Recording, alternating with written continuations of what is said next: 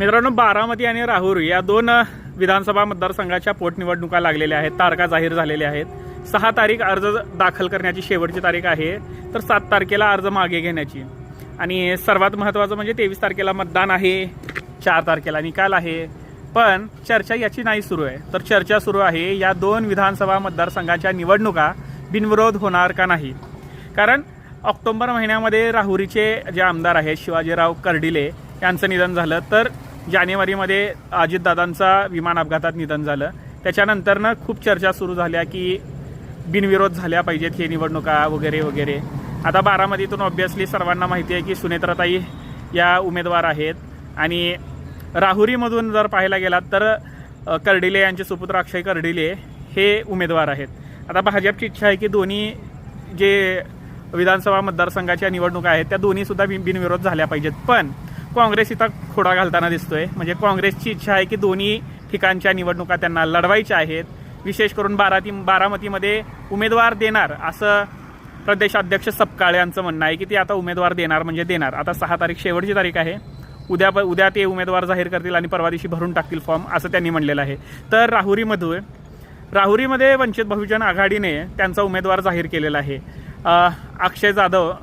अनिल जाधव हे उमेदवाराचं नाव आहे. तर राष्ट्रवादी काँग्रेस शरद पवार गटाकडून सुद्धा प्राजक्त तनपुरे हे इच्छुक उमेदवार आहेत.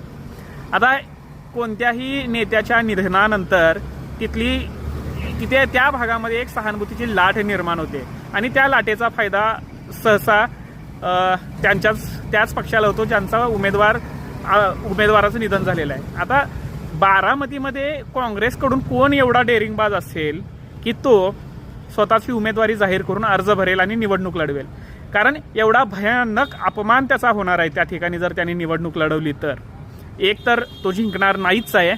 दुसरी महत्त्वाची गोष्ट, त्या सहानुभूतीच्या लाटेमध्ये त्याने म्हणजे ती सहानुभूतीची लाट असताना सुद्धा संपूर्ण बारामती एकवटलेली असताना त्याने ही डेअरिंग करणं म्हणजे खूप धाडसाचं काम आहे. कारण खूप लोकांच्या शिव्या खावं लागणार नंतरनं की बाबा वाईट प्रसंगामध्ये यांनी साथ दिली नाही वगैरे वगैरे. पण लोकशाहीमध्ये निवडणूक बिनविरोध होणं हे धोकादायकच असते. बिनविरोध निवडणुका झाल्याच नाही पाहिजेत.